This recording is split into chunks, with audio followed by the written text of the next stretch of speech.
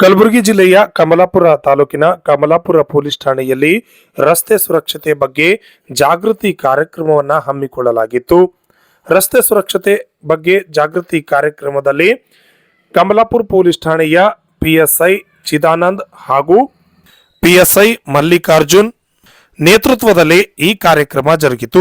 ರಸ್ತೆ ಸುರಕ್ಷತೆಯ ಬಗ್ಗೆ ಮತ್ತು ಸಂಚಾರಿ ನಿಯಮಗಳನ್ನು ಯಾವ ರೀತಿಯಾಗಿ ಪಾಲಿಸಬೇಕು ಎಂಬುದರ ಬಗ್ಗೆ ಸಮಗ್ರ ಮಾಹಿತಿಯನ್ನ ಪಿಎಸ್ಐ ಚಿದಾನಂದ್ ಅವರು ಸೇರಿದಂತೆ ಅನೇಕರು ನೀಡಿದರು.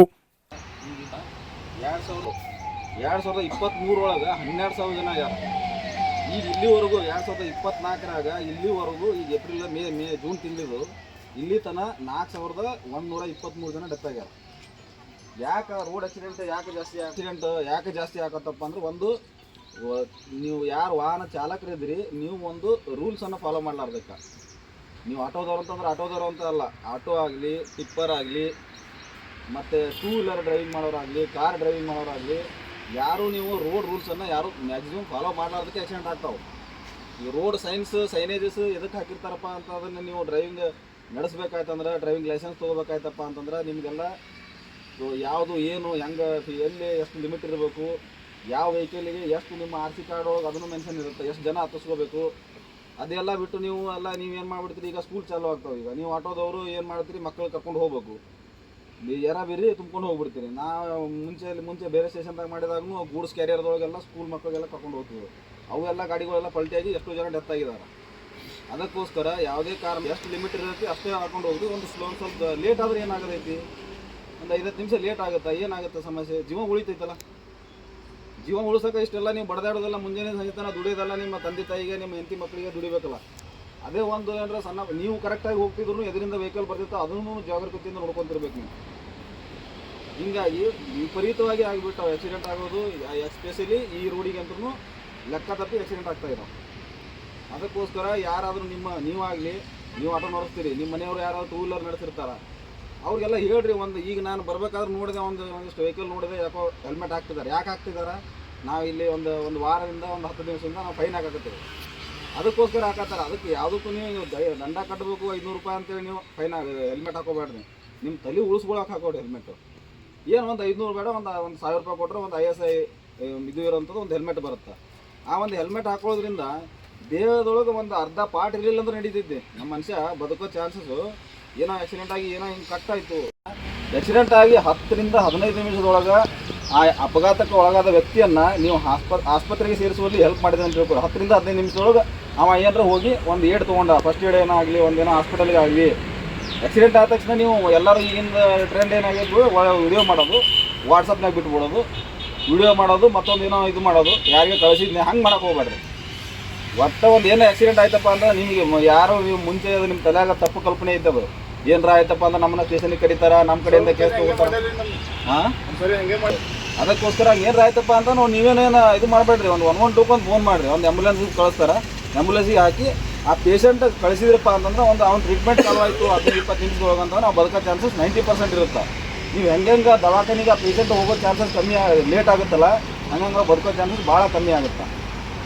ಇದೇನು ನೀವು ಹೊರಗಡೆಯಿಂದ ನೋಡಿದ್ರೆ ಏನು ಅನಿಸ್ಬಿಡುತ್ತೆ, ತಲೆಯಿಂದ ಅವ ಜಸ್ಟ್ ಒಂದು ಟೂ ವೀಲರ್ನಾಗ ಒಂದು 40 ಸ್ಪೀಡ್ ಇದ್ರೂ ಅವ ಬಿದ್ದ ತಕ್ಷಣ ತಲೆಗೇನು ಪೆಟ್ಟಾಗಿರಂಗಿಲ್ಲ, ಒಂದು ತರ್ಚಿದ ಗಾಯ ಆಗಿರ್ತದೆ ಕರೆ, ಆದರೆ ಒಳಗಡೆ ಬ್ಲಡ್ ಕ್ಲಾಟ್ ಆಗಿಬಿಡುತ್ತೆ. ಅಷ್ಟು ಸೂಕ್ಷ್ಮ ಬರುತ್ತೆ ನಮ್ಮ ತಲೆ ಅನ್ನೋದು.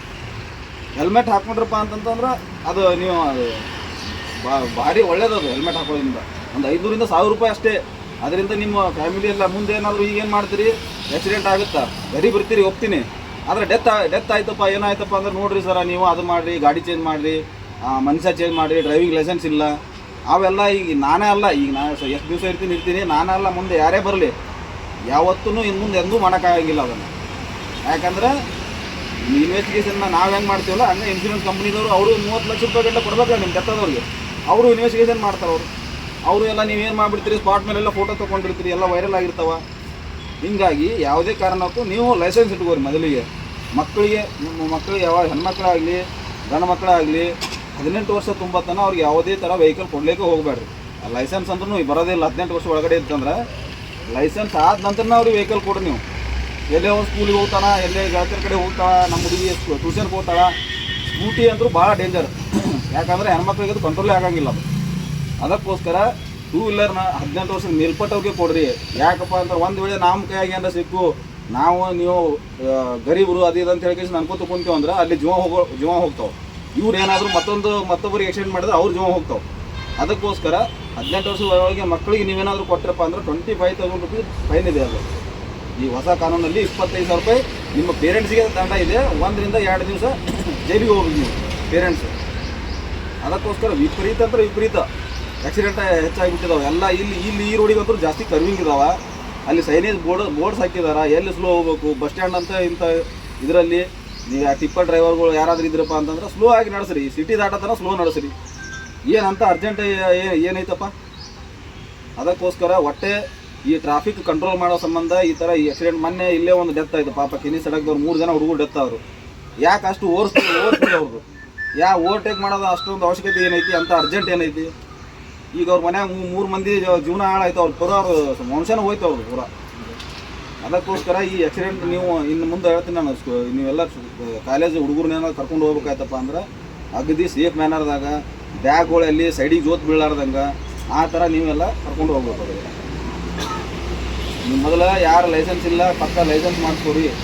ಇನ್ಶೂರೆನ್ಸ್ ಇಲ್ಲ, ಇನ್ಶೂರೆನ್ಸ್ ಏನು ಟೂ ವೀಲರ್ ಇನ್ಶೂರೆನ್ಸ್ ಏನಾದರೂ ಭಾಳ ಒಂದು 15 ರೂಪಾಯಿ ಏನಾದರೂ ಇರ್ಬೋದು. ಅದು ಅಷ್ಟೇ ಇರ್ಬೋದೇನೋ.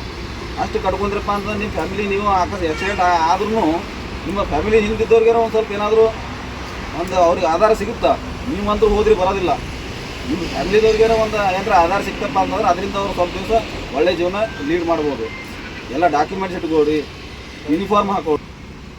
ಕಾರ್ಗೆ ನಡೆಸ್ಬೇಕಾಯ್ತಂದ್ರೆ ಸೀಟ್ ಬೆಲ್ಟ್ ಹಾಕೊಳ್ರಿ. ನಾವು ಫೈನ್ ಹಾಕ್ತೇವೆ ಅಂತ ನೀವು ಹಾಕೊಂಡ್ರಿ ಅಂದ್ರೆ ಯಾವಾಗಲೂ ಅದು ಆಕ್ಸಿಡೆಂಟು ಕಂಟ್ರೋಲ್ ಆಗೋದಿಲ್ಲ, ಯಾವುದೂ ಕಂಟ್ರೋಲ್ ಆಗೋದಿಲ್ಲ. ನೀವು ಸ್ವತಃ ತಿಳಿದು ಬೆಂಗಳೂರಲ್ಲಿ ಮೈಸೂರಲ್ಲಿ ಹೋದಾಗ ನೋಡ್ಬೋದು, ಅಲ್ಲಿ ಪಿಲಿಯನ್ ರೈಡರ್ಸ್ಗೆ ಹೆಲ್ಮೆಟ್ ಹಾಕೊಂಡಿರ್ತಾರಲ್ಲ. ಯಾರು ಹಿಂದ್ಗಡೆ ಕುಂತಿರ್ತಾರಲ್ಲ ಅವರು ಅಷ್ಟು ಅವ್ರಿಗೆ ಕಾನೂನಿನ ಅರಿವು ಐತಿ. ಅವರು ತಮ್ಮ ಜೀವನದ ಬಗ್ಗೆ ಅವ್ರಿಗೆ ಅಷ್ಟು ತಿಳುವಳಿಕೆ ಐತಿ. ಇಲ್ಲಿ ಜನಕ್ಕೆ ನಂದು ಹೇರ್ ಸ್ಟೈಲ್ ಹಾಳಾಗುತ್ತಾ, ಇದು ಬಿಸಿಲು ಭಾಳ ಐತಿ, ನಮ್ಗೆ ಉಲ್ಟಾ ಮಾತಾಡ್ತೀರಿ. ಹೆಂಗೆ ಹಾಕೋಬೇಕ್ರಿ ನಾವು, ಬಿಸಿಲು ಅಂಥ ಪರಿ ಐತಿ ಇಂಥ ಪರಿ ಐತಿ ಅಂತೇಳಿ. ನೀವು ಬಿಸಿಲು ನಮಗಂಜಿ ನೀವು ಹಾಕೋರಿ ಅಂತ ಹೇಳಕತ್ತಿಲ್ಲ. ನಿಮ್ಮ ಜೀವನ ಉಳಿಸ್ಕೊಳಕ್ಕೆ ನೀವು ಹಾಕೋಬೇಕು. ನಿಮ್ಮನ್ನು ನಂಬ್ಕೊಂಡು ಎಷ್ಟೋ ಜನ ಇರ್ತಾರೆ. ನೀವು ಬದುಕಿದ್ರಪ್ಪ ಅಂದ್ರೆ ಅವ್ರು ಏನು ಬೇಕಾದ್ ಮಾಡ್ಬೋದು. ನಿಮಗೇನಾದರೂ ಆಯ್ತಪ್ಪ ಅಂತಂದ್ರೆ ನಾಳೆ ಒಂದು ಸಲ ಆಕ್ಸಿಡೆಂಟ್ ಆಯಿತು, ಮನುಷ್ಯಾಗ ಏನಾದರೂ ಅಂಗವೈಕಲ್ಯ ಆಯಿತು, ನಾವು ಎಂದೂ ರಿಪೇರಿ ಆಗೋದಿಲ್ಲ ಜೀವನದೊಳಗೆ. ಈ ಸಂದರ್ಭದಲ್ಲಿ ಸಿಬ್ಬಂದಿಗಳಾದ ರಾಜಶೇಖರ, ಲಕ್ಷ್ಮಿ, ಅಶ್ವಿನಿ ಸೇರಿದಂತೆ ಅನೇಕ ಸಿಬ್ಬಂದಿಗಳು ಹಾಜರಿದ್ದರು.